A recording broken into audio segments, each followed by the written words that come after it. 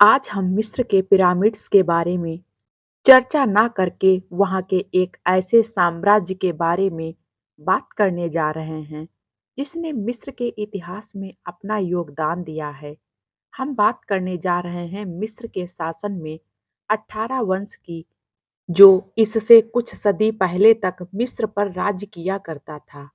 जिस वजह से यह साम्राज्य सबसे ज्यादा प्रसिद्ध हुआ था वह थी यहाँ की रानी अनेक सेना मून, जिसे कुछ इतिहासकार दुनिया की सबसे बदनसीब रानी बताते हैं। यह कहानी शुरू होती है मिस्र के उस समय के राजा आखानातेन के साथ। जब आखानातेन राजा बना तब उसका काम किसी को पसंद नहीं आ रहा था, क्योंकि उसने निर्देश दिए थे कि अब से मिस्र में किसी भी देवता की पूजा नहीं की जाएगी, बल्कि सिर्फ सूर्य की पूजा होगी। इसके अलावा यह राजा काफी रंगीन मिजाज वाला था। उसका नाम मिस्र के अय्यास राजाओं के तौर पर आज भी लिया जाता है। दरअसल उस समय मिस्र के राजघरानों में सगे भाई बहनों की शादी करवाने का रिवाज था। ऐसा इसलिए ताकि राजघराने में कोई बाहरी व्यक्ति दखलंदाजी ना कर सके। इसी तर्ज पर आखानातेन ने भी अपनी बहन किया से शादी की थी, जिससे उसको 3 बेटियां और एक बेटा हुआ था। 3 बेटियों में सबसे सुंदर बेटी थी अनेक सेना मून, जिस पर उसके बाप की नजर पड़ी और ऐसा कहा जाता है कि राजा आखानातेन ने अपनी 15-16 साल की बेटी अनेक सेनामून का खूब शोषण किया था। 45 वर्ष की अवस्था में इस क्रूर अय्यास राजा का निधन हो गया था, जिसके बाद उसके 9 वर्षीय बेटे तूतन खामन को गद्दी पर बिठाया गया।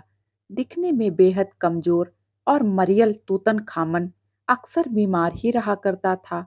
इसके बावजूद उसे गद्दी पर बिठाया गया और जल्द ही उसकी शादी उसकी सगी बहन 17 साल की अनेक सेनामून के साथ तय कर दी गई। दोनों की शादी हो गई, लेकिन तूतन खामन किसी भी तरह से अनेक सेनामून के लायक नहीं था। हालांकि उसके शासनकाल में जनता को ज्यादा दुख नहीं था। राजगद्दी पर बैठने के बाद अनेक सेनामून और तूतन खामन ने अपने पिता द्वारा दिए गए जुल्म की कुछ हद तक भरपाई भी कर दी थी। ऐसा बताया जाता है कि अनेक सेनामून तूतन खामेन से बिल्कुल भी खुश नहीं थी। उसकी 2 संतानें हुईं और दोनों ही मरी पैदा हुईं। बताया जाता है कि वह दोनों ही संतानें तूतन खामन की नहीं थीं, इसीलिए उसने स्वयं ही उनको जहर दे दिया था। 18 वर्ष की अवस्था में पहुंचने तक तूतन खामन और ज्यादा बीमार रहने लग गया और उसका निधन हो गया। अब मिस्र के साम्राज्य की रक्षा की जिम्मेदारी अनेक सेनामून पर आ गया था। राजा की मृत्यु होने के बाद ही साम्राज्य पर अधेड़ उम्र के व्यक्ति आइया ने हमला कर दिया। आइया ने तुरंत प्रभाव से खुद को राजा घोषित करने की कोशिश की, लेकिन उस समय अधेड़ उम्र के लोगों को राजगद्दी पर बैठने नहीं दिया जाता था। आइया को राजगद्दी से ज्यादा जिसमें रुचि थी वह थी अनेक सेनामून। आइया अनेक सेनामून का रिश्ते में सगा नाना लगता था। वह अपने ही सगी दौहित्री से शादी करना चाहता था, लेकिन अपनी जिंदगी से परेशान रानी अनेक सेनामून यह होने नहीं देना चाहती थी। इसीलिए उसने अपने पड़ोसी शक्तिशाली हत्थी साम्राज्य के राजा को पत्र लिखा, जिसमें उसने कहा कि यदि साम्राज्य के राजा मिस्र के साम्राज्य की रक्षा करते हैं तो वह उनके बड़े बेटे से शादी करने को तैयार है। हत्थी के राजा ने वह प्रस्ताव स्वीकार किया और अपने बड़े बेटे को मिस्र के साम्राज्य की रक्षा के लिए भेजा।